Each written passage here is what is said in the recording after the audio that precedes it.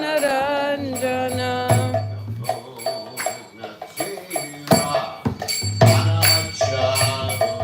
Yamuna Tira Vanachari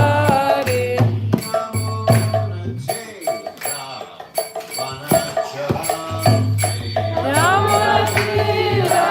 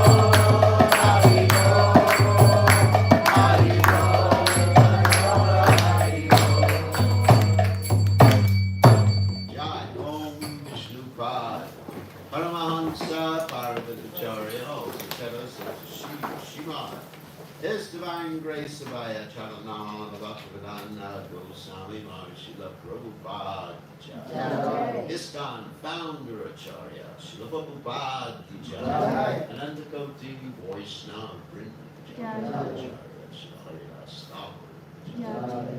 Ram Say Go Sri Krishna Chaitanya Prabhu Nityananda Shri Radha Shivasati Gaur Bhakta Vrinda Jai. Shri Radha Krishna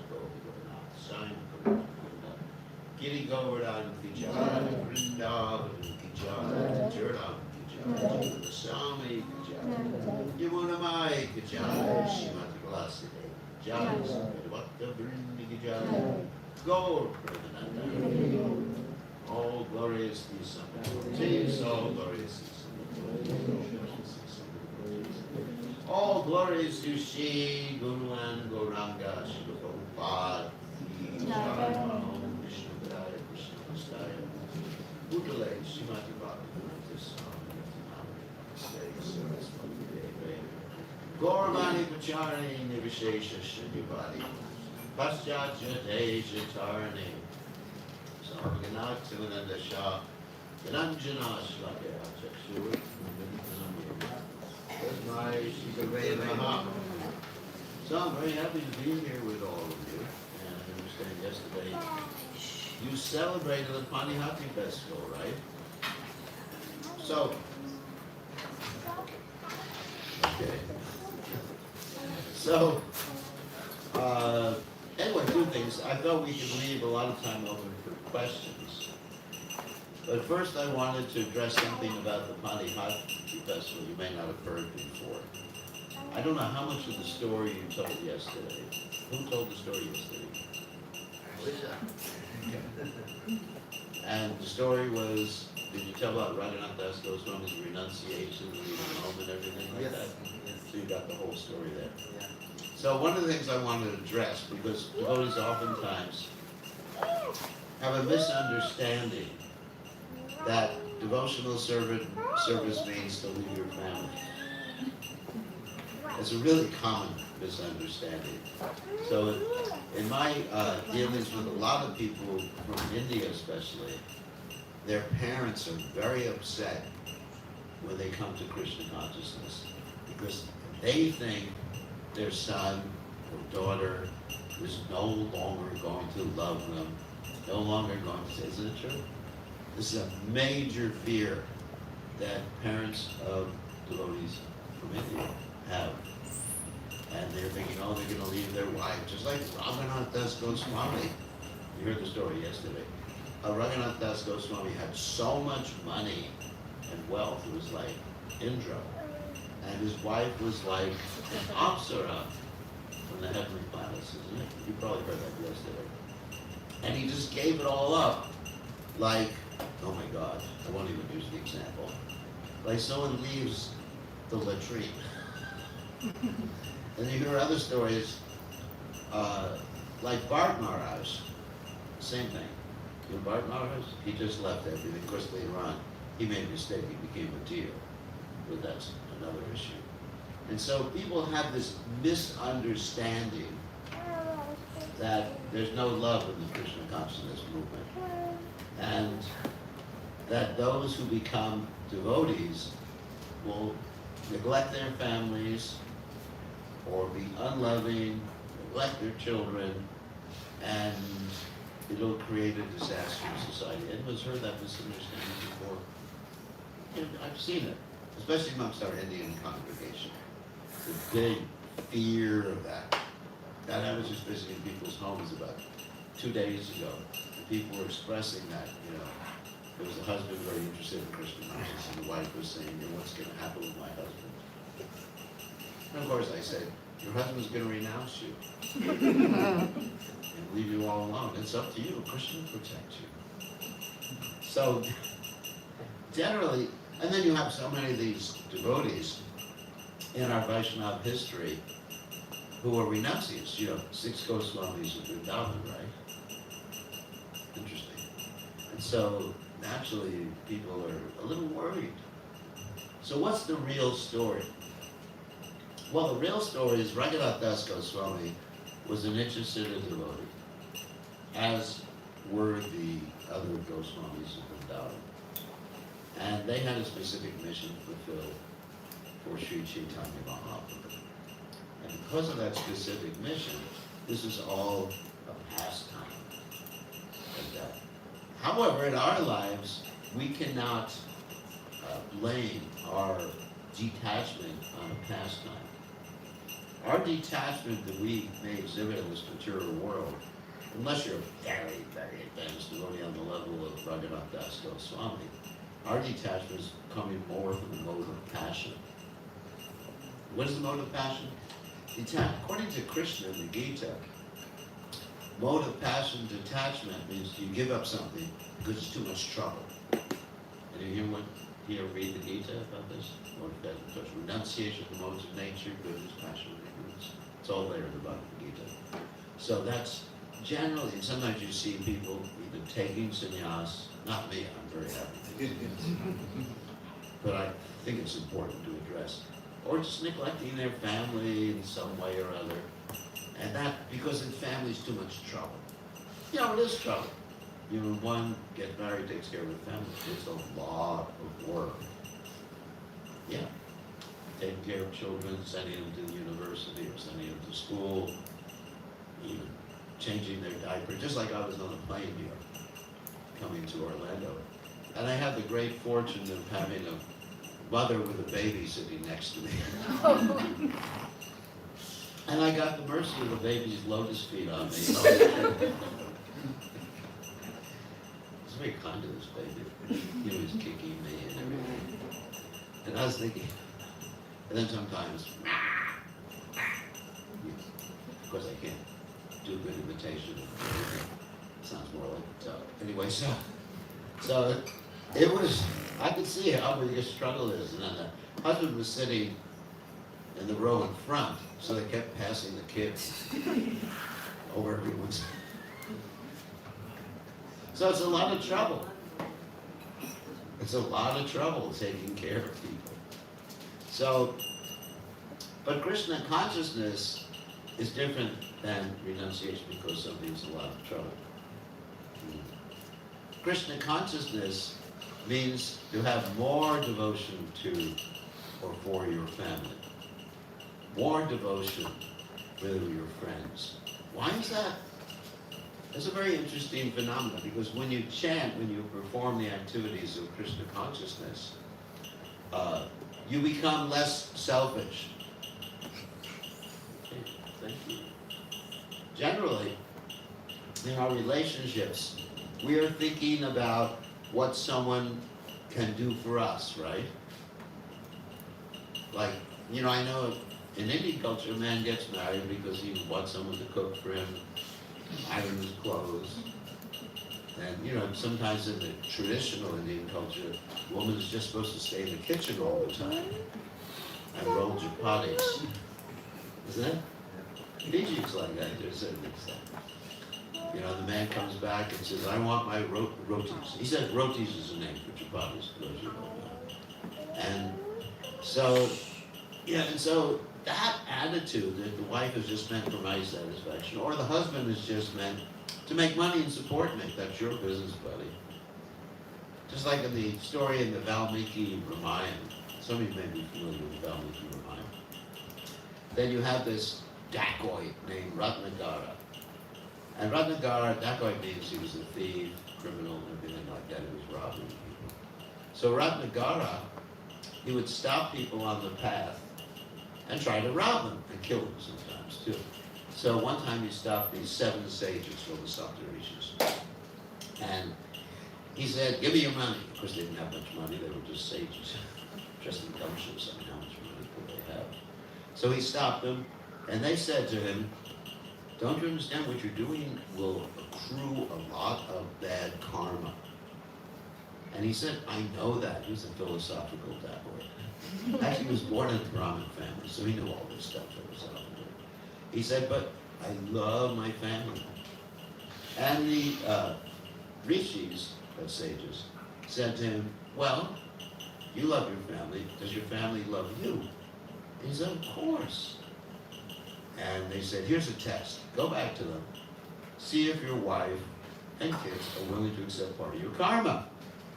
So he goes back home, and he says, my dear Devi, that's how wives are dressed, Devi. And husbands are dressed Pati Dev.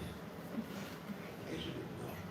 So he said, are you willing to accept part of the karma? I mean, you're getting a lot of the benefit. And she said, hell no.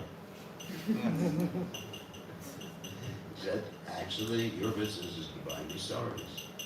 You keep me fed. And then he goes to his son. And let's put it in a modern context. I'm going to change a few details. He says to his son, are you willing to take some karma, my dear son, Putra? And he said, no, Dad. Your business is to buy me some iPhones. So, and he realizes, his daughter says something similar, I don't know what she says. And he realizes, oh my God, there's no love here. And so he goes back to the Saptarishis, and he says, what should I do? And they say, chant Ram. And he said, I can't do that, I'm too bad. And so they give him this other mantra, some of you may know the story. Mara, Mara, Mara, Mara, Mara, and turns to Ram, and he becomes a great devotee. So, the reason I'm telling that story is that in this material world, our relationships are generally tinged, at least, with some sort of selfishness. And of course, the closest thing in the material world to an unselfish relationship is the relationship a mother has with her children. That's the closest thing. So if we want to have real loving relationships means unselfish relationships. I want to do the best thing for you materially and spiritually. And in order to be selfless, one has to have a pure heart, isn't it? And so the only way I know of getting a pure heart is what? Anyone know? Anyone guess? Chanting, following bhakti yoga. There's no other way. Like Prabhupada said, in Kali Yuga, our hearts are so impure. If we try to wash them any other way, it's like taking coal and trying to wash a piece of coal. The coal never gets clean, and your hands get dirty at the same time. There's no other process. I mean, you can do yoga postures for 10,000 years or whatever. But the only process, Cheto Dharmana, Marshma, Baba Mahad Bhavani, Nirvapana. Isn't it? Shreya Kairapi, Chandra Kadi, Vidyavadi, Ananda Buddhi Vardhana, Pradipana, Pranamatasvana, Sarvaka Snapana, Pranamajayate, Shri Krishna, Sankirtana. That's of course Chaitanya Mahaprabhu's first verse of the Shikshashta. So what I find is that if someone is a real devotee, the relationship, the loving relationship with the family becomes much more pure and much less selfish. And that's really been my experience. I mean, even my experience with my mother, because I'm a sannyasi, but even sannyasis have mothers in the shop too. That before I joined Krishna consciousness, I would say that I was more cold towards my mother than before. And actually, I just joined the movement, and she was upset that I joined the movement. But anyway, so, but after I felt much more compassion. I have to help her, I have to save her, I have to give her Krishna. So by being Krishna conscious, not only do you care more in an unselfish way for someone, but you know what to do for them. If you don't know what to do or how to help people, ultimately, then you may be dragging them down. Like if you, I'll give you another example. When I was young, one time I was in New York and taking a subway or something like that, and but you can't use the word bum anymore, street person. You gotta do politically correct language. So some street person approached me, hey, could you give me, whatever it was, a quarter? A quarter in those days meant, say things $3 or $4 nowadays. So, and I gave it to him, and the police said to me, shouldn't give it to him because he's just going to spend it on liquor. And so I was thinking that if you give someone something, or if you help someone and you don't know what's good for them, you can actually be hurting them. like Prabhupada gave the example of a little boy who had a brother who had some liver disease. And this little boy thought he was going to be kind to his brother by giving his brother some pakoras. And if anyone knows that, if you take fried food when you have liver disease, it makes the disease worse. So sometimes that's charity of the mode of ignorance, actually. To give someone or help someone in such a way that it's going to hurt them. So in that light, a devotee not only becomes selfless, but he knows what to do to help people both materially and spiritually.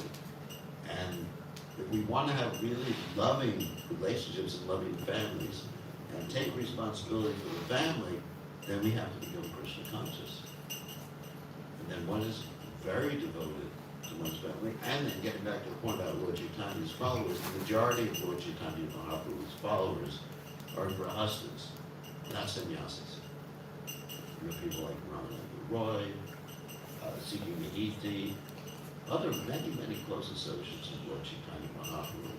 And even Lord Chaitanya Mahaprabhu, when people wanted to follow him, he was touring South India, and they wanted to just take sannyas to their families. He said, don't talk like that anymore. Just stani statab, shruti gatab, tan bhanman over here. That means just stay where you are, and just add the chanting of Hare Krishna and Yari de Gatari Hare Krishna, Krishna Pradesh, Amari Gari Guru Hori Tore Desh. Then just you become a guru and bring people to Krishna consciousness. And we find, just a final note before I take questions. So I thought it was interesting. I was thinking about this during the Panihanti festival. I mean, it's really interesting point. So anyway, so maybe we'll leave that as the final point. That more loving. Oh yeah, the final point I wanted to make was that we find Prabhupada's recipe for spreading the movement in the Upadeshamrita. Dadati Prachakrunati Kuyam Akyati Prichati Punkte Chaga. For those of you who don't know that first, it means the movement spreads, which Prabhupada remarked on, that by loving exchanges. And loving exchanges means there's true care and love between Vaishnavas, whether they're married to each other, whether they're friends, or whether you meet someone on the street. You really care. And I remember one of my godbrothers, who's expert in book distribution, maybe you've heard his name by Sheshika. He so much cares for people, people sense it so much, that when he goes out in the street and even waves his hand to someone, they stop from the opposite side of the street and they run over to see him. It's amazing. And why did I join the Krishna consciousness movement? Because I met Prabhupada. And why did that impress me? Because I understood Prabhupada cared. Not because of what I could do for him, but just because he cared. That's unmotivated. Unmotivated devotional service is in relationship not only with Krishna and Guru, but with all living entities. And so that's an important lesson, lest we get confused by the story of Raghunath Das Goswami and all these stories of renunciation, Sanatana Goswami leaving home, Rupa Goswami leaving home. I mean, for very few people, like those sannyas, for very few people like myself, sannyas may be appropriate. But in general, and then even as sannyasi, I like devotees. You know, it's not that I'm just like some fire and brimstone. That's a Christian expression. Spitting sannyasi. I remember in the early days, you had a lot of these sannyasis who took sannyas and they would just like go in and give an anti-grahasta class at the temple. And the ladies would run out crying. And some of those sannyasis right now are married. Because attraction and repulsion are two sides of the same coin, are different sides of the same coin. So you have two sides of the same coin. So they're two sides of the same coin. In other words, if someone's repulsed by something, that means they're thinking of it all the time. If someone's attracted by something, they're thinking of it all the time. So a devotee just has to be kind to everybody and selfless. And that's the symptom of advancement. How do you become selfless? By chanting Hare Krishna, following the rule, and don't offend devotees. Because you offend devotees, you get covered up and your selfishness again comes out, and you won't be able to maintain Krishna consciousness. We should be kind to all the lineages, especially the devotees, Jiva Doi, Vaishnava Seva, Namaruchi, the 3 lessons that Chaitanya Mahaprabhu has given us. Okay, with that brief, or not so brief introduction, we can take questions. Anything you want to know about, my meeting Prabhupada, or the philosophy of Krishna consciousness, or anything like that. And as I mentioned before, it was Prabhupada's compassion that had me join the movement. But when I was preached to too heavy by the devotees, it took 2 more years till I joined the movement. I first met the devotees in 1969. That's before any of you were born. And then the devotees preached really heavy to me. They basically told me I was going to hell unless I joined. And I said, I got to stay away from these people. Finally, I met Prabhupada in 1971, actually here in Florida, in Gainesville, Florida. And just Prabhupada's compassion and love. That was it. That was it. Bye-bye, material world. Okay, some questions? Yes. You mentioned a very important point, detachment in the mode of passion. Yeah. So how do we know, I know, this is not a detachment in the mode of passion? For example, and we discussed briefly at home, like we have some Ekadashis come in sometimes, and we see in the calendar, being mentioned there from previous devotees that Nirjala Ekadashi, fast, without water, you attain something, and we say, yes, we do it, we wake up all night. Just man, I want to ask you, Well, how is the borderline, or how to understand that? You want me to talk about Nirjala Ekadashi? The point is, Prabhupada's move, is to maximize our Krishna consciousness. Maximization of Krishna consciousness and preaching Krishna consciousness was always Prabhupada's standard. Srila Bhaktisiddhanta Saraswati Thakur one time had one of his disciples eat grains on Ekadasi so he could go out and preach. So, the Prabhupada said, a preacher is the essence, purity is the force, books are the basis, isn't it? Utility is the principle. So, I think whatever is best for our Krishna consciousness should be done. And, I hesitate to comment on that specific question, but I see sometimes the devotees who stay awake all night long, do something on Ekadasi, and then the next day they're sleeping. So does it maximize or not? I'm not one to criticize anyone for doing that. But Prabhupada himself, on every Ekadasi, including Bhima Nirjala Ekadasi, he had special Ekadasi feasts. We look forward to Ekadasi when Prabhupada was on the planet. I remember Prabhupada had, on Ekadasi we would have all sorts of things. Goranga potatoes, anyone here know what Goranga potatoes is? Jai. You know what jai is. Carrot halva, chutneys, and I think there were rotis made of something. Anyway, whatever it was made of, wasn't a grain. And we ate, Prabhupada had us eat 3 times a day. I joined the movement. There was breakfast, there was opulent lunch every day, including Ekadasi, and dinner.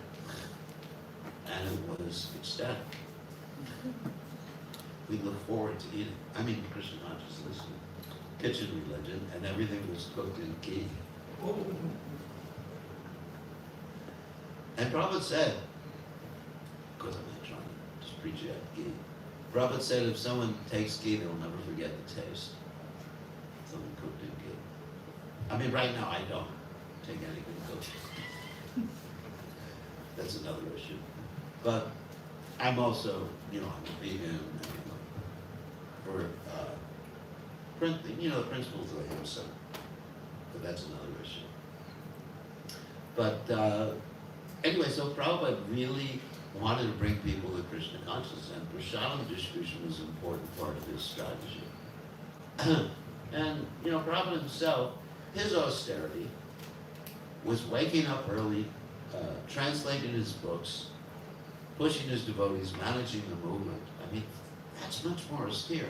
I mean, for those of you engaged in management, which I do, you know, GBC, Government Development Commission, it's very austere. I mean, I have to deal with so many issues that come up every day, even today. I'm not going to tell you about the issue I dealt with today, but it's the heavy issue people call me about. Roger Bihari, you know, a conflict management person called me about this. And it's an austerity, but we do it to please Krishna. So what I think is, I just want to do things that please Krishna. I don't know if Krishna's actually pleased if I eat very little. You know, I know being with Prabhupada, that if you came to Prabhupada and said, Prabhupada, I'm eating very little, Prabhupada would say, do something practical. You know, even I remember there were devotees who were following Chaturmasha and growing beards. Not the ladies, just the men. So they were growing beards, and Prabhupada said, this is Chaturmas. You know, because they had really long hair, they didn't cut their nails. I mean, yeah, Bhaktisiddhanta Saraswati Thakur did this, but he was just preparing to preach. And it's a completely different scenario. So Prabhupada's our Acharya, and I just try to do what Prabhupada did and have the same priorities that Srila Prabhupada had.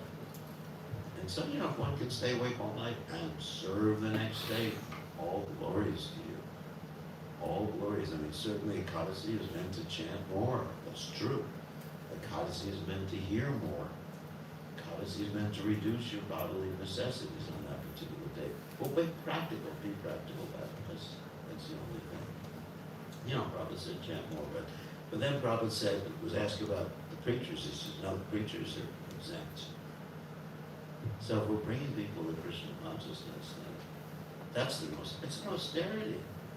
To deal with people, have people not like you, you know, like you want book distribution, people just say, get out of here, get a job. And that's more of an austerity than fasting as far as I'm concerned. So anyway, that was Prabhupada's priority. So yeah, but it's fine to have kirtans all night long. I'm not against the chanting of the holy name. I think that's beautiful. You know, but maximize your Krishna consciousness. You know, value added. That's the way I always think of things. How can I add value to Prabhupada's movement? You know, what's the way I can maximize my value to Prabhupada's movement? And as, you know, frankly, as I get older, you know, I understand the sands are running out on the hourglass. You know, sands, hourglass, everyone knows that example? That means time factor. You know, when you're young, you don't think about the time factor. You think that sands would never run out. But, you know, you look at, you know, I'm 76, so I look at this scenario, oh my God, I just have a limited amount of, we all have a limited amount of time. And you don't know. Like Prabhupada said, in Gainesville, Florida, Prabhupada said to one young person, how do you know that you're not older than me? And the young person didn't understand what Prabhupada was saying. And Prabhupada said, old age means how close you are to death. How do you know you're not closer to death than me? So, yeah, for all of us, the sand is running out, and we got limited time just to maximize our service for Krishna every day. That's what I'm just pushing myself in different ways. Not so much that it'll deter my health. I think that's really important too. Yes, because otherwise that's another factor mentioned in the Nectar of Instruction. Prayasas, which means over-endeavor.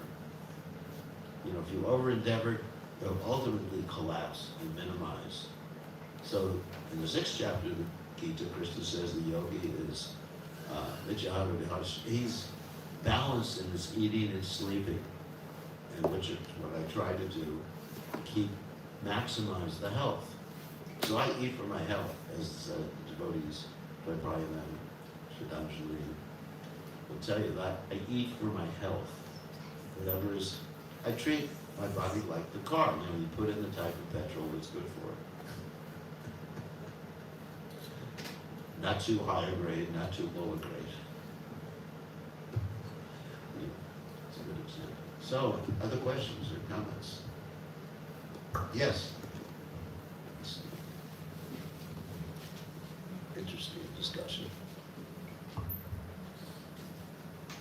Hare Krishna Maharaj. Yeah. I was wondering, is there a way to share Krishna with someone that wants nothing to do with Krishna? Like they have very negative feelings associated towards Krishna. Yeah, give him a cookie. You know, actually, we're supposed to be Majjhima Adhikara. I don't know if you know the difference between a Kanishta, Majjhima, and Uttama Adhikari. Okay, this is an important point. Kanishta Adhikari basically only sees Krishna on the altar in the temple. Doesn't see Krishna in everyone's heart. That's an almost devotee. Almost devotee. Vaishnava Praya is the technical word for it. And then the second stage is Majjhima Adhikari. Majjhima Adhikari sees Krishna in everyone's heart, sees Krishna on the altar, sees Krishna in everyone's, all the animals' hearts and everything. But a Majjhima Adhikari is meant to interact with 4 different types of entities. First one is, of course, he worships Krishna. That's the first one. That's pretty good. Secondly, he makes friends with the devotees. He preaches to the innocent. That's the next one. And then he avoids those who are not interested. And one of course, Uttama Adhikari, topmost devotee, he can preach to anyone. It doesn't matter, like Lord Chaitanya Mahaprabhu, of course he's God. He went and preached to the Mayavadis in Benares, Rakhishnanda Saraswati and others. And he was able to do that, but we don't have the prerogative, the ability to do that, so we have to distinguish. And save your time. I mean, I remember when I used to do a lot of book distribution, we'd have people who were inimical. Actually, there were people from a different religion who were telling me that I was going to hell. And, there's a tendency to spend time with them because they, first of all, put on an air of being interested. Anyone's experienced that before?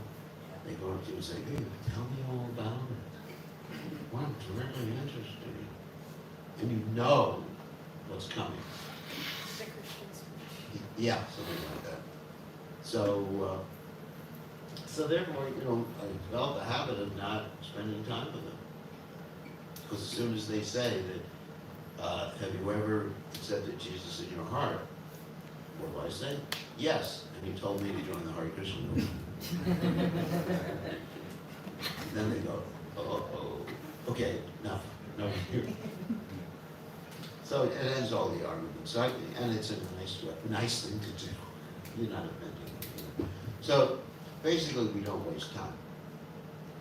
We have so little time, so we spend it on those who are favorable. That's all. Why waste time with someone who's not going to say, give them some prasadam, pray for them. But we're not so advanced, that we can just say people who are inimical. Yeah. Another question. Pass the mic. So, Hare Krishna. These inimical people then, if they're in our families. Yeah. That's a good question. Then we don't speak about Krishna with them. We act normally. That was, in the beginning, that was sort of like the experience I had with some of my family members. I first went and preached to them. Wow, that was a mistake. Big mistake. You're eating meat. You're going to become an animal in your next life. A new devotee. That's new devotee disease. So, after a while, I thought, I want to keep a good relationship with these people. And so I said to these family members, let's not talk about Krishna. I just want to have a good relationship with you. So when I went home, I would just talk about, what they were interested in more or less was politics. And that was before Donald Trump, so don't worry. That's when, and I don't say anything, get in trouble. Get kicked out of the country, put in jail, or anything. Even though I'm born in America. So then the relationship became, and then they thought, wow, he's still normal. Wow. And then after a while, they became very favorable. My father gave some major donations to the movement. And my mother, it's an interesting story how Krishna saved my mother.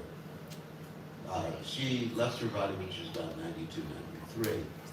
And she started to forget all of her material things because that's the benefit of having dementia. You become detached. And so one of the last times I called her on the phone and I said, she said, son, I have something to tell you. And I said, Mom, what is it? And she said, I'm a Hare Krishna.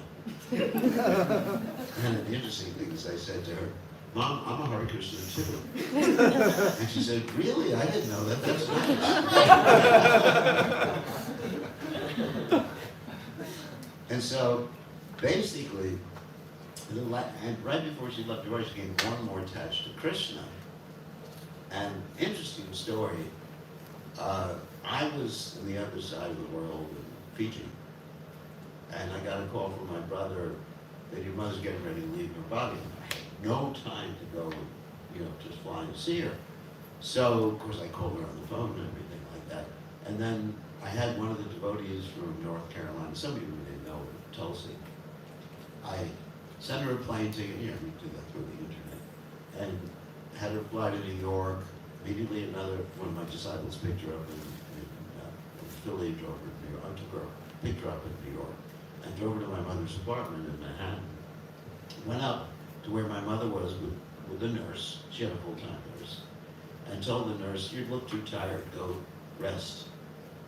And she lay down next to my mother, started chanting, gave her Ganga Jal, conscious water, and Tulsi leaf, started chanting to her, very, very nicely. And within 20 minutes or something like that, my mother leaves her body. Amazing, amazing, because I was not pushing Krishna consciousness, and because I wasn't a devotee, and because I was praying for. I mean, it's really true that if you're a devotee, so many generations of your family get benefited, and it was completely like that with my family. It's just, very, very positive experience. Even my father, before he left his body, he said he attributed all of his success to my being a devotee. Of course, neither one left me money directly. Because they were afraid I was going to give it all to the Hare Krishna movement. Which is all right, because Krishna's taking care of me.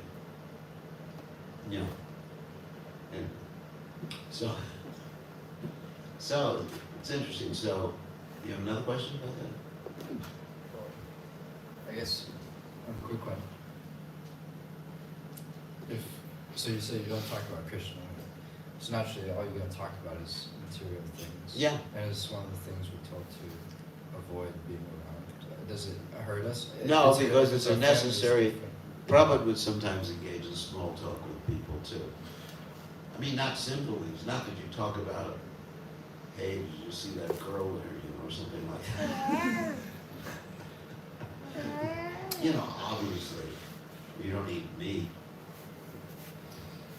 But, there's no harm talking about, if there's some talk about sports, what do you think about this team or that team, whatever. You gotta make people comfortable, because if you act too weird, according to their estimation, then they're gonna think, this guy's brainwashed. It's just not.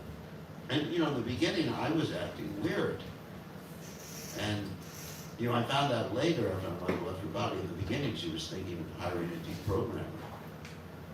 This person named Ted Patrick, you may have heard his name before.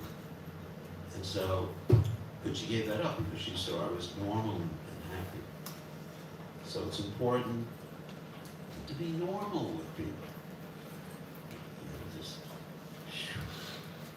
It's just too weird, if you look at a lot of things we do from someone who's not Krishna conscious perspective, especially in the Western world, it appears to be a little weird. So you have to really present Krishna like in like a plow, in like a pin, out like a plow, as Prabhupada said. You have to present things in such a way that they're comfortable. And they inquire. I actually find they inquire for me. When I'm actually, when I go out and meet people, because I have a lot of, I don't do business, but I do things like arranging construction for the temple and other things like that. I just act normal, and after a while they start to ask me questions. What's Krishna consciousness about? Tell me about it. And then they're really open to hear about Krishna consciousness when I tell them about it. So it's part of strategy of sharing Krishna consciousness. Just don't be in their face too much. Good question. Yeah.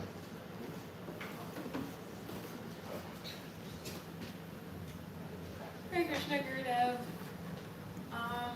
So I guess something, at least like compassion in terms of like, I guess like in devotee standards versus like compassion in, I guess in more like Western sense, like modern Western sense, they're kind of different in a way. And so I guess they can be presented differently. So I guess like sometimes, for example, like we know, like if somebody's like chanting Hare Krishna and like reading Srila Prabhupada's books, that all of these things, this is compassion because it's like more helping the self. But oftentimes, like I guess in other terms of compassion, it's more like external, and so that transition, like I guess like when talking to people who aren't necessarily devotees and understand that stuff, it can come off as like being dismissive. You're cold-hearted.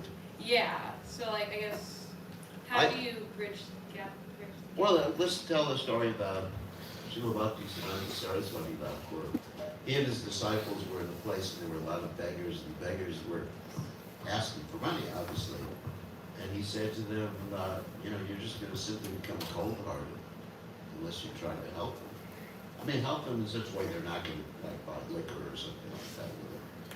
So, I think it's important to feel all types of compassion for people. If you see people suffering in the hospital or something like that. I mean, for example, I fly a lot. And I sometimes just like volunteer to help someone take their bag out from the bin. So, because I see an old lady, there's a bag up there in the bin, I just feel sorry, I want to help her. And she may or may not know I'm a devotee.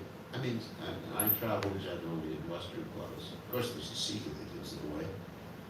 Ball things, and a pea bag that I always have with me. But at the same time, I just feel want to help people, and I think, I probably was like that too. You can help someone, and actually, here's another story. Is it raining outside now?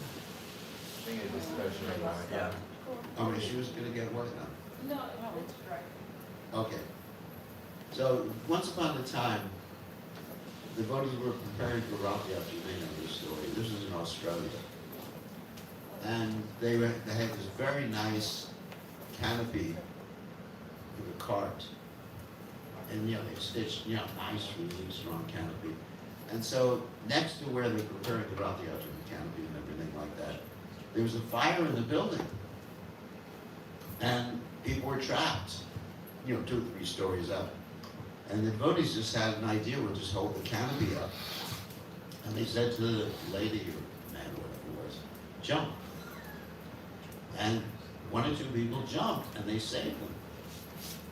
And Prabhupada was really happy with that. And it was great publicity. The Hare Krishnas used their sacred cloth to save someone. So, Prabhupada, even when he was walking on his morning walks, just don't want my shoes to get wet, what I'm saying.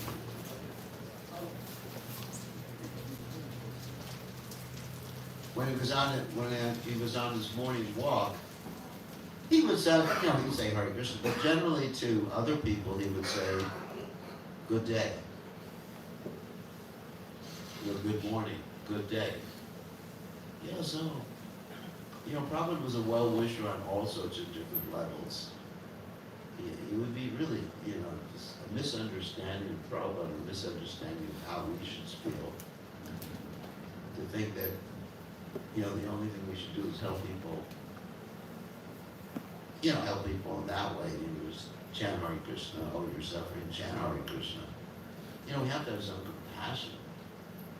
Even the devotees in the hospital, they say, oh, I have kidney stones, or something like that. I remember I had kidney stones. If someone came up to me and said, chant Hare Krishna, you're not the body. I mean, I'm not a fighter, but, I would have had the idea of, at least tell them to get the hell out of there. So in certain circumstances, you want someone with some compassion, even devotees. You have to be practical. It's not just like you preach, you're not the body. Just recently, one of my friends was diagnosed with cancer, and very nice devotee in North Carolina. And it's not that I just said you have to realize you're not the body. I said, it's very difficult. I want to, tell me when you go to the hospital. I want to talk to you. Tomorrow is his MRI, and so we need that. Everyone has material and physical needs of this world, and everyone has spiritual needs. And so both things are important. And devotees concerned on all levels for others. Like Prabhupada. Prabhupada, there was a bug at the inside, and Prabhupada said, this bug looks hungry, put him outside. So my shoes aren't getting wet. They're in a plastic bag. Oh, they're inside. Plastic bag. Okay, so, see, I'm more concerned about my shoes. You have to be practical. What's the use of having wet shoes? Isn't it? You have to think. In other words, you have to function on all different levels. You can't just be like so high up there that you become like AI Krishna consciousness. You're not the body. Spirit, soul. So, any other questions? Yes. Huh?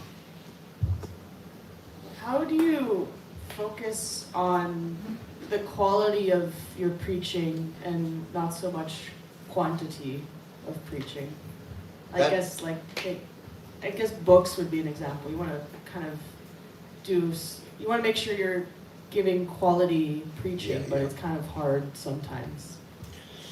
That's an interesting question. Generally,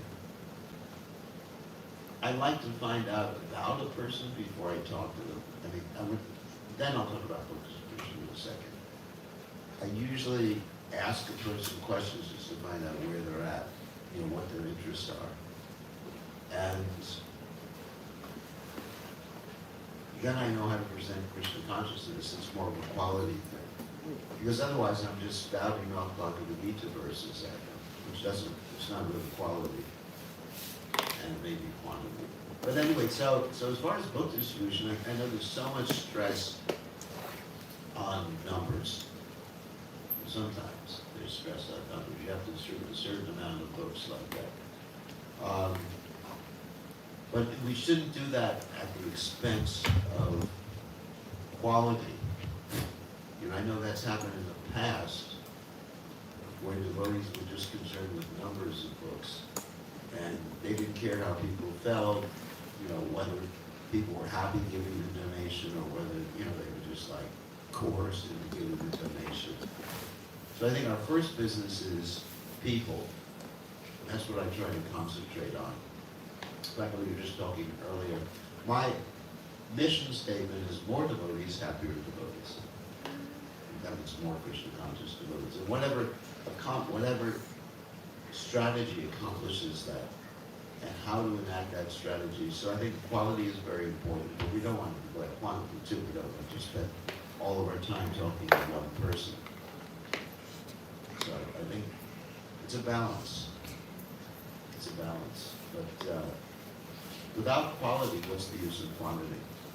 I mean, I remember in the old days, sometimes devotees would distribute so many books in the airport, and the books would be found by the janitors in the garbage. And so with the janitors, they were very intelligent. They took all the books and sold them back to the devotees at half price. So the same book got distributed so many times. But that's not really what, I think what Prabhupada wanted. Prabhupada wanted at least the person to take the book home. I mean, because someone gets benefit by putting it on their shelf in a nice place. At least Prabhupada wanted that, but otherwise, I don't know how much value it has just to have them throw the book in the garbage. They have to at least keep it in their home, even if they don't read it. That's fine. So yeah, it requires intelligence. Good question. So other questions? Wow, we have some good questions here today. Thank you, Shamaraj. So when Mataji asked a question about compassion, and you said that you grabbed the luggage for that person, the first thing came to mind was Prabhupada said, we become a gentleman. Yeah. So we should all become, have that compassion for every day, be very support morally. It's not like just about chanting, and just, that was very nice. And then also I had a question about, you said when you go home, you would not talk about Krishna, but would you ever take like prasadam to distribute to them? Would they? It would have to be something they could relate to. Right, like a cookie or something. Yeah, like some custom. Western type of prasadam. So do you think that had an effect on them? Like Yeah. as your mom had that opportunity to remember, at least say, I'm a Hare Krishna. So, Well, my mother knew I was a Hare Krishna. It wasn't a secret. No, but like at the time of her passing, she accepted like, oh, I'm a Hare Krishna. Oh, did prasadam have some effect? Yeah. I mean, obviously prasadam has an effect. I'll tell you a funny story about my grandmother. I was visiting her right before she passed away in the old people's home. Of course, the interesting, just a side story about this, is that showing how people never lose their romantic desire. She was like 95 years old. She pointed out to a man at another table. She said, do you think he's the right man for me? Because my grandfather had passed away, a number of years before. And I was thinking, oh my God, how is this possible? I said, oh my God. I mean, so that was proof of what Prabhupada said, the lesson in this way. So, but what happened is that, okay, we were sitting there, and I was thinking, I got to give her some Radha Kund water before she leaves her body. And she loved me. She came to my lectures, actually, in the temple. She was crying after her husband passed away. But she wasn't really that Krishna conscious. In fact, her husband, my grandfather, he asked when he was getting ready to pass away, all these passing away stories, he asked me, what happens after death? And she told him, don't ask that question to him. She said that to him. And for the first time in his life, he said to her, shut up. He never talked back to his wife the whole life. Because he knew she's real pushy. And anyway, so she's getting ready to leave her body. And so, how am I going to give her Radha Kund water? I definitely want to, I'm just fanatic like that. So, I get her to turn around, and I have this little eyedropper full of Radha Kund water, and I put it in her coffee. And so she drinks the coffee, and I feel ecstatic. Oh. Also, when my mother passed away, there was no really sorrow. I was ecstatic because she had achieved Krishna's mercy. She lived her whole life, full life. So people would sometimes say, I offer my condolences. I said, well, my mother achieved victory. She heard the holy names, just chanting. Everything was pure Krishna consciousness at the time of leaving the body. I mean, God, everyone should want that for all their relatives. It's ecstatic. Of course, I miss her and everything, but it's amazing. So yeah, devotees should be a perfect gentleman. And, you know, I did give prasada. In the beginning, I tried to give them things they couldn't relate to. That didn't go very well. Like you give a Westerner glove juice. You know, oh my God, drippy. There's stories of Prabhupada giving people glove juice. But Prabhupada also liked cookies. I was with Prabhupada one time, and we took a whole bunch of cookies on a preaching engagement, just me, Prabhupada, and the driver or something like that. Went to a television show in Fort Worth, Texas, right near Dallas. And so I was there, and I got so like overwhelmed just being with Prabhupada that I forgot to offer the cookies to the people. And then I apologized to Prabhupada, I got cookies. And Prabhupada said, you know, give me some. And then Prabhupada must have eaten like 20 cookies. They were these special Prabhupada cookies, you know, they're just like sugar, flour, and, you know, whatever, I don't know how we make it, but Prabhupada really likes sweets. Like, and he really loves sweets.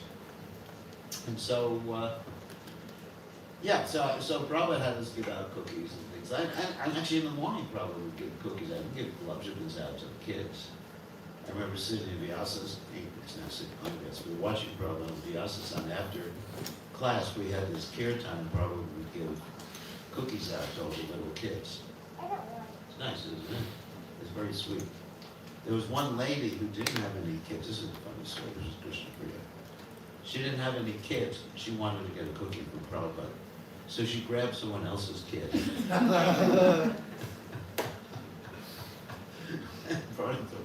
Brought the kids to Prabhupada and she got a cookie.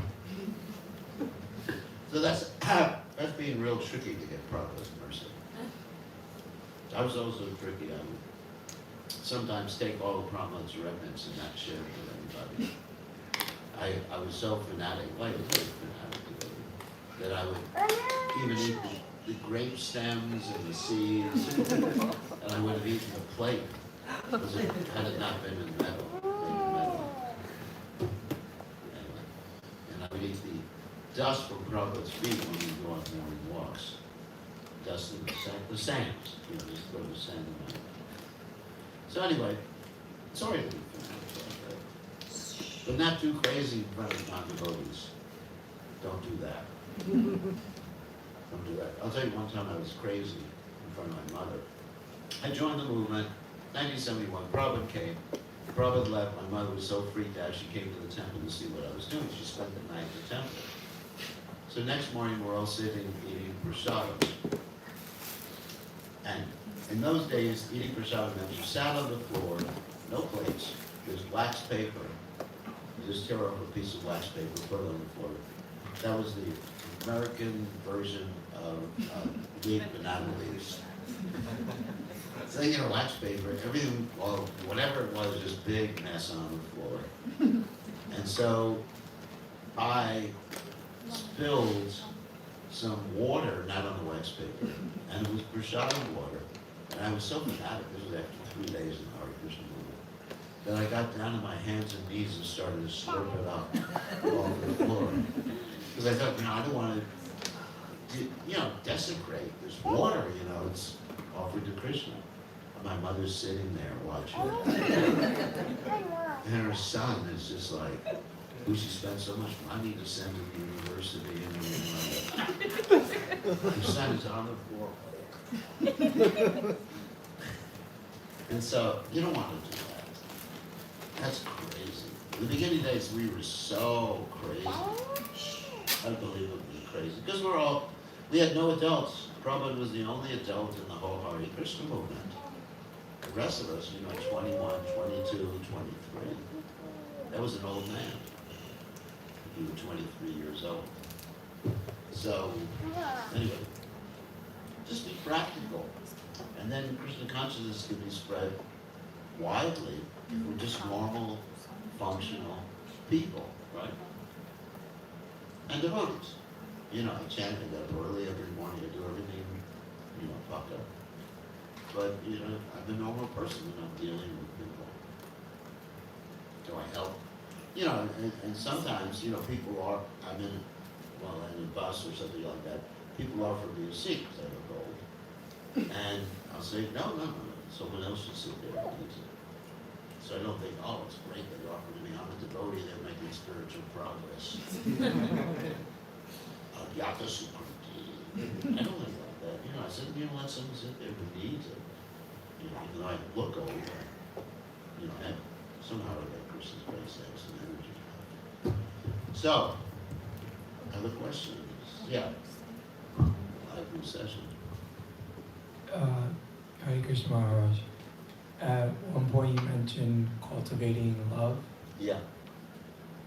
and how do we make our heart ready for something like that, to cultivate this love that you spoke about? Well, I think we see everybody. That's we start on the group together. Personally, we see everybody as our brother and sister. We get rid of what probably called skin disease. Skin disease means, you know, just thinking you are a particular family, you are a particular race, you are a particular country like that. And I just try to see everybody as my friends. You know, I try not to get into any sort of hierarchical situation that I'm better than you because I'm a devotee, or even I'm better than you because I'm an older devotee, I'm better than you because I'm a guru or something like that. I just try to see everyone on a friendly basis.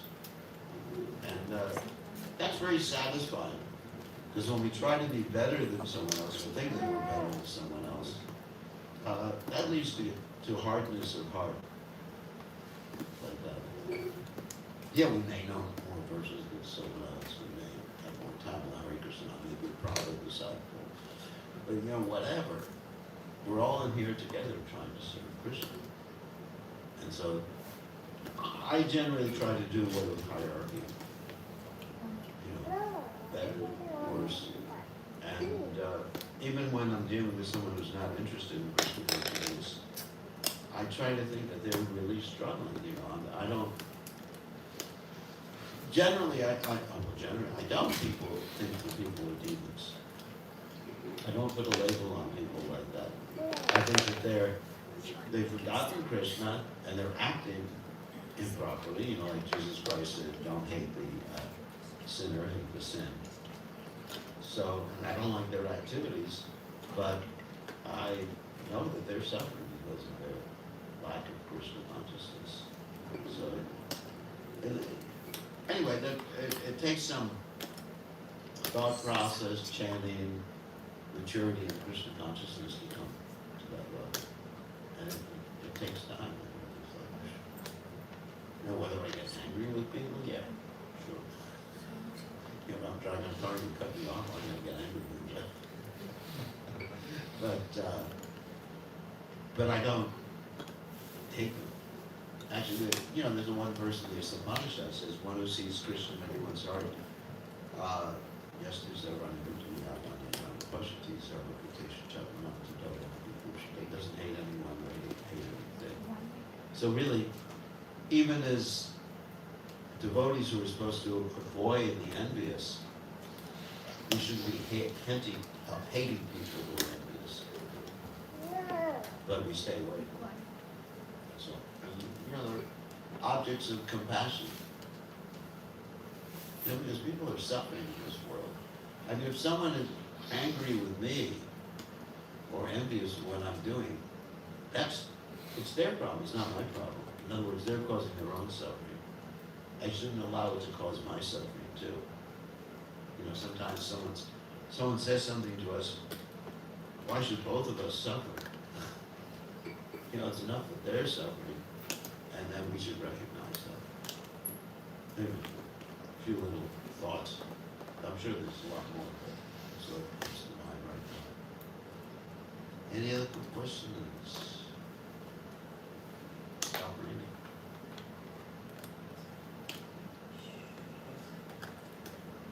No? Yeah. Hare Krishna Maharaj. You've told us so many beautiful stories about Srila Prabhupada. Do you have a pastime with him that you been, that you would like to share with us? Another one? I mean, they're all quite wonderful. I mean, nothing that's going to shock the doty off of you. But I mean, many things. I mean, one of the most, just as you asked that question, I was just thinking of being in Mayapur and circumambulating the deities that run around. That's before they had the big Radha deities. They're very small Radha deities at that point. Radha and Krishna, no gopis there. And circumambulated, going around the altar with Prabhupada, and Prabhupada ringing the bell. This videos of this.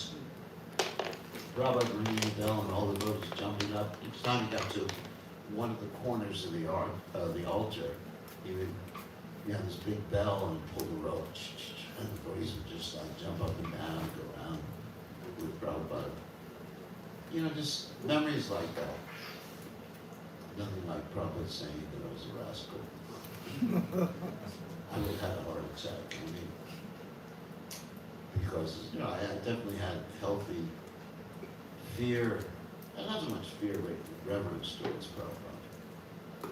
So I basically had a lot of trouble opening my mouth in front of Prabhupada. I was young. Nowadays, it'd be different. I had more of a conversation with Prabhupada, but I definitely was afraid. It was very reverent. Prabhupada. Just with many ecstatic, there's many stories. Like New Vrindavan in 1972, we had this Bhagavad Dharma discourses where Prabhupada was speaking for a whole week on the top of the hill in New Vrindavan. New Vrindavan at that time was all muddy. So they had to carry Prabhupada up in the palanquin. So it was his Vyasa Puja day, which came after Janmashtami, obviously. And they gave Prabhupada some birthday cake, Vyasa Puja cake.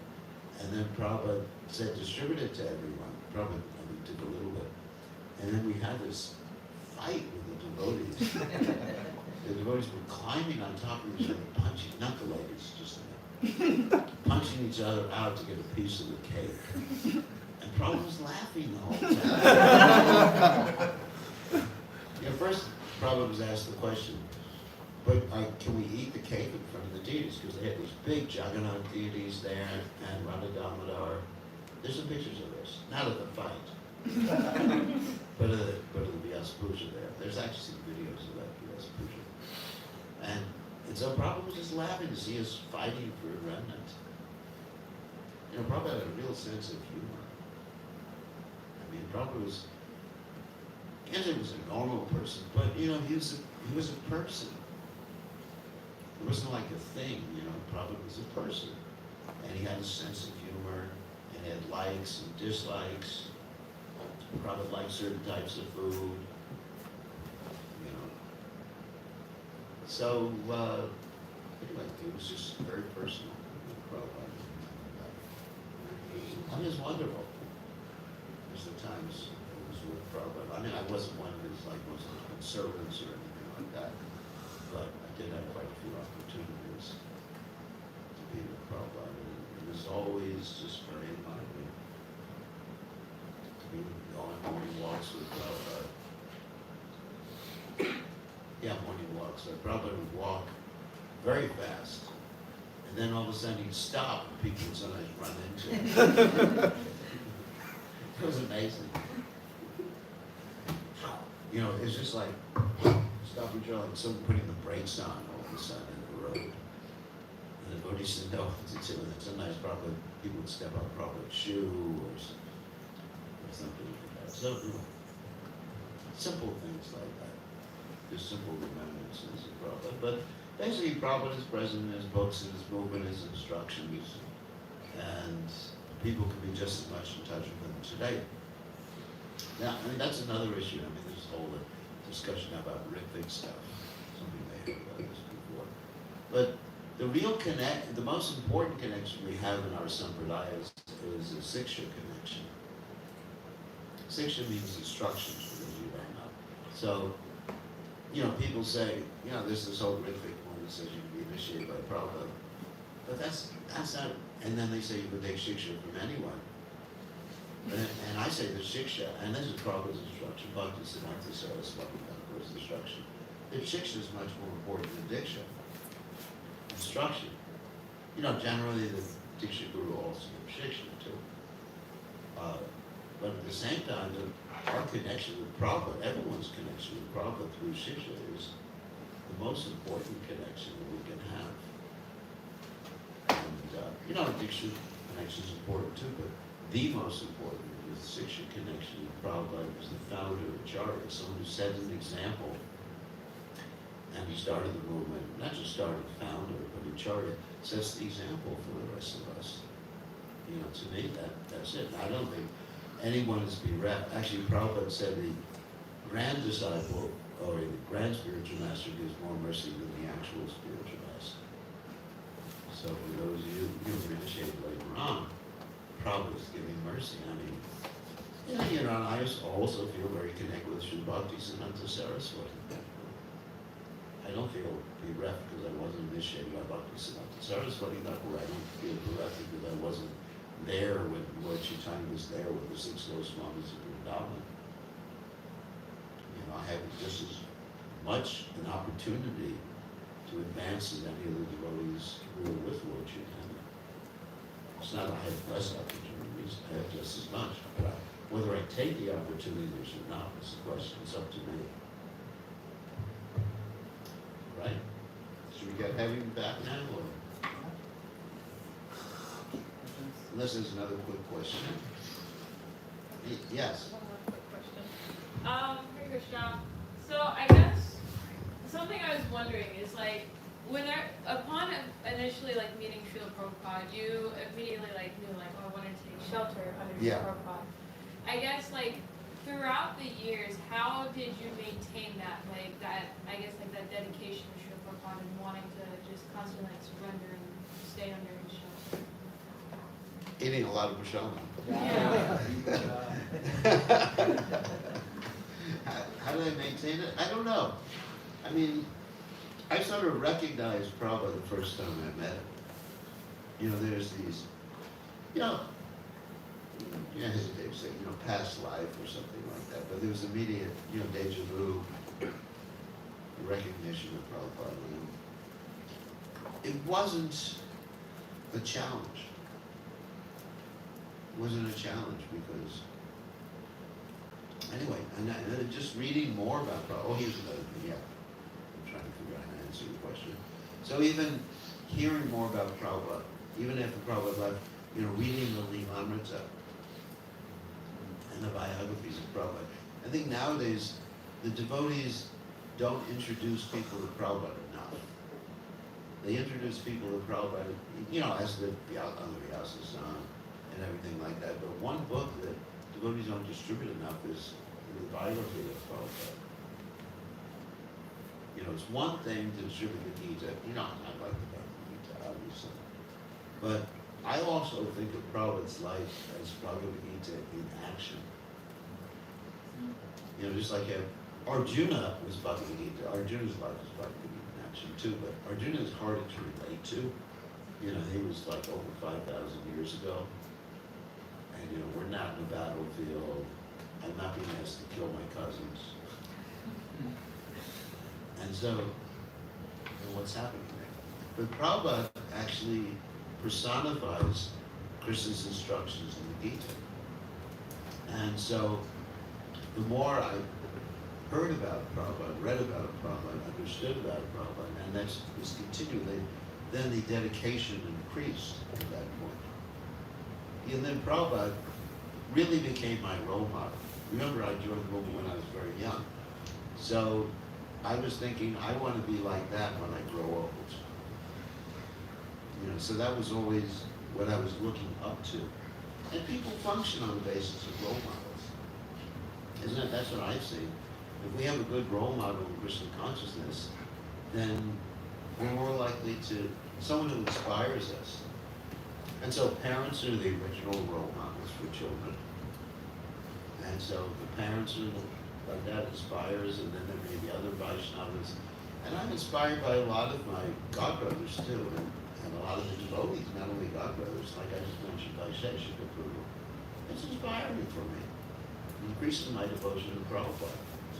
So not just Prabhupada, you know, it's the Vaishnavas who have dedicated their lives. You know, look at my godbrother, Japataka Maharaj, who has all these health challenges, and he's still preaching.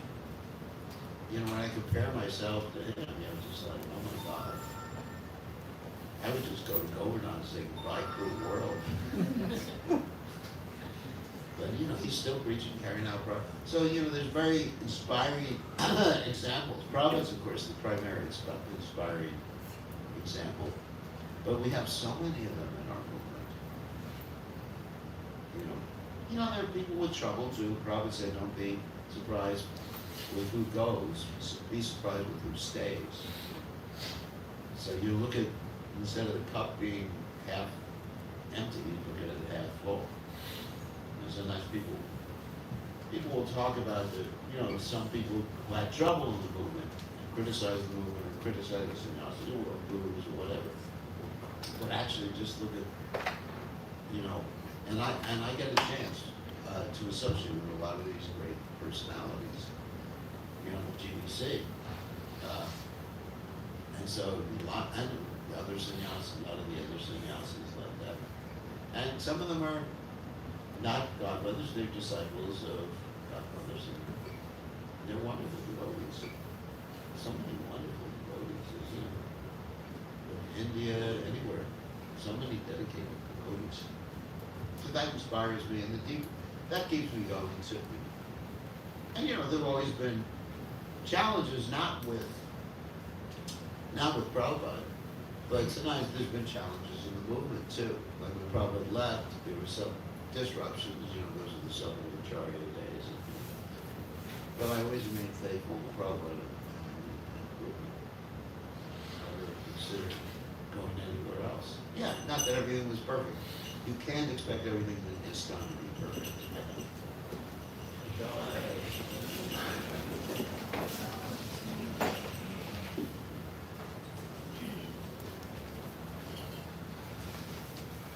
It's not going to be. It's like Prabhupada said, a hospital where people are sick, but they're getting better. And it's comes like that. You're going to have all sorts of issues, problems, conflicts. But we got Prabhupada's service. So it's relationship with Prabhupada, and also the inspiration, as I said before, all these great devotees that I get a chance to associate with. And a lot of them are on the internet. And there's a lot of devotees that are very inspiring, who are doing a lot of preaching. I was just mentioned, there's one famous kirtan leader that, really inspiring. He's a disciple of one of my godbrothers. And he was here in Saturday Sunday, Radhika Das. And I listen to his kirtans, I get inspired. I start dancing, even my age. So, when I hear his kirtan. So, we get inspired by all these Vaishnavas, Isn't it? We've got so many good examples to get inspired by. Okay. Yeah. Okay, no questions. Hare Krishna, Gurudev. Good to see you again. How was your travel to Orlando? How was the travel to Orlando? Well, I got on an airplane. Took care of a baby on the way here. Get the baby slow to speak. So, no, it was fine. I mean, I'm just here for a few hours, basically. Just to see all of you and take care of some other things. Miss Bintu, very good. So I am still taking my baby steps in Krishna consciousness. That's good. So when I tell my friends or my colleagues that I don't eat onion garlic or I don't eat meat, and most of the friends I have are vegetarians, so they don't eat meat as well. And so what is the difference of the bhakti that they are doing? Because they say they go to temple, they do all the prayers in the morning, and That's right. so what is the main difference? They go to the temple and do prayers in the morning, chant Hare Krishna. Wow. So you mean, Not chant Hare Krishna. They're not into ISKCON, but the regular morning prayers they offer to all the deities in all the the house. demigods. Yeah, because they're not recognizing that Krishna is Ahamadir Devanam, he's the source of all the demigods. So, but there's benefit because they're recognizing someone greater than themselves. Actually, Prabhupada was talking about this in terms of some primitive cultures where they worship what, the sun or the moon or something like that. Prabhupada said this is a step up because they're recognizing, it's a step up. Just like in the Vedic literatures, if you go to the Rig Veda, Samaveda, Yajurveda, then you'll find so many injunctions about worshiping demigods. Indra particularly is there. But you also find Om Tad Vishnu Paramam Pada Santya Yatsuriya, that all the demigods look to Vishnu. So, and Krishna does say in the Gita, Avadi Purvakam, it's not the right path. But it's a step up. So, we should appreciate they're taking that step up. Unless they're Mayavadis. Unless they think, you can worship anything, Yatamat Tatapad, and it's all the same. But we should appreciate, they have a sense of devotion. Krishna says in the Gita that when one desires to devote himself to a particular deity, he makes that person's faith strong. So step up. So, why not go to a higher step? Like Krishna says, Yoginam Abhisharvesham, all these different types of yoga. Wadgatenam Thiram, Shadavay, Vasutayanam, Samayavitamam, only word for me is the highest. And they're doing things without proper understanding, but Krishna ultimately will bring them to Krishna consciousness, by problem Krishna's mercy, they'll come to Krishna consciousness. So we should be compassionate. Like what I do, I deal with people who worship demigods a lot, especially in Fiji, which is actually Fiji, and anyway, so many people from India. They have all the gods on the altar. I just tell them that's fine. You just offer to Krishna, have him on a higher level, and the demigods, you just give them the remnants of what Krishna eats. Because that's what they want. Lord Shiva is Vaishnavanam Nitashambhu.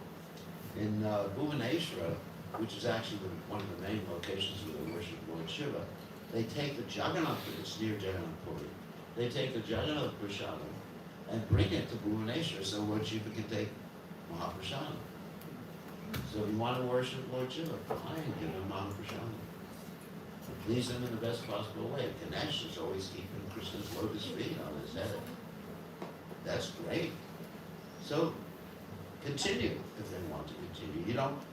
I remember in Fiji, it's another story from Fiji. Devotees used to go into someone's house and say, get rid of all these deities. And what did that would discourage people. So, step by step.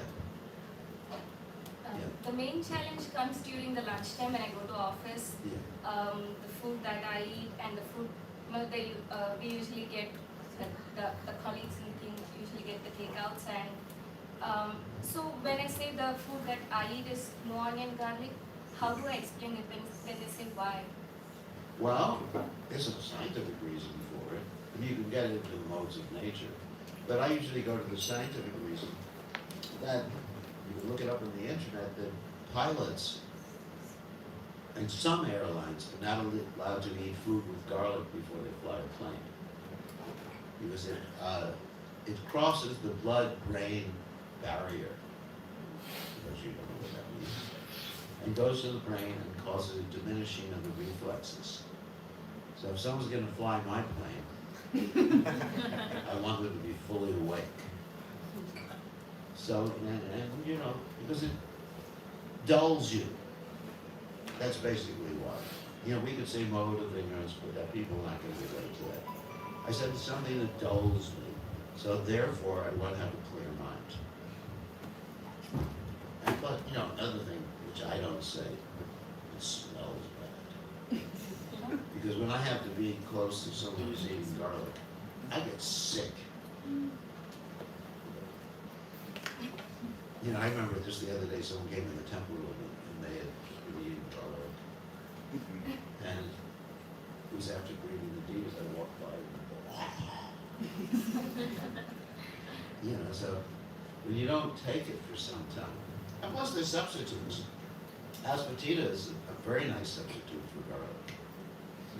You know, sometimes I take bread and I put asafetida on it, and it tastes like garlic bread. I mean, it's a good taste. So there's ways. Anyway, but you know, it's a specific problem with people from India is their garlic is a really big thing. Another big thing is tea. Tea. Because people, the British addicted people in India to tea. And this is interesting, they were the original drug dealers. They came to India and thought, we want to make money from the Indian people. Actually, British Prabhupada said, or a mercantile country. Sorry if anyone's British here. So, what they did is they got a lot of tea, brought it from China. Tea is not originally from India, originally from China. And it has caffeine in it and other things that are addictive. So they gave it to people, they said, we want to do something for your health. So you all take this tea freely. Everybody drink tea for health. And you know, we distribute free tea stalls everywhere. And everyone was got high on tea. You know, healthy. It wasn't like tea we have in the United States. This is heavy caffeine tea they have in India. I mean, sometimes if someone's driving a car, I'll make them drink tea in India. Because the drivers tend to fall asleep. So in that case, not devotee, but you know, professional driver. So then the British said, okay, now you got to buy it. And we'll tax it. So they started, you know, the famous thing, you know, the tea tax. Same thing happened in America too, you know. That's why there was this thing called the Boston Tea Party. Because the British, they were taxing the tea, and so the Americans went on a boat, and they dumped it all in Boston Harbor. So, you know, we get attached and addicted to different things, and sometimes they're not the best things for us.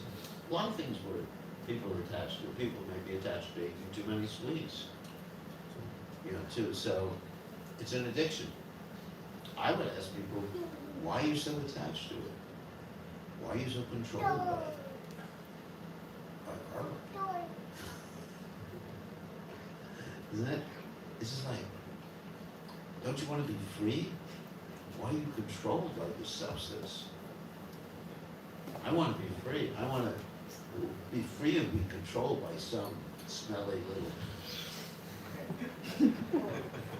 Here's your boss, you know, some smelly little plants. Isn't it? I mean, and I also remember when I was young, my mother would cook onions, not garlic, and I'd be crying at the same time. You know, crying, cutting the onions. Cut them in. Somehow it causes tears to come to your eyes. So I think it's probably time to go. Right? Was Prashadam for everybody? Yes? Okay, thank you all very much. It's been a lively encounter. Is this on the internet? Or? Oh my God. You probably get kicked out of the art. Which page is it? It's on Orlando's YouTube It's channel. not. Okay, just keep the links private. No. All right. So thank you very much. Hopefully we'll come back soon. Amen.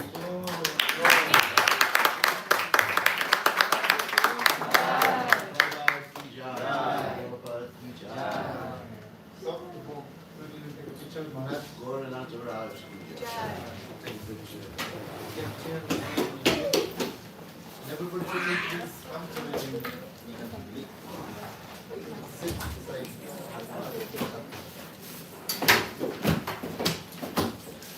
Hari, good time.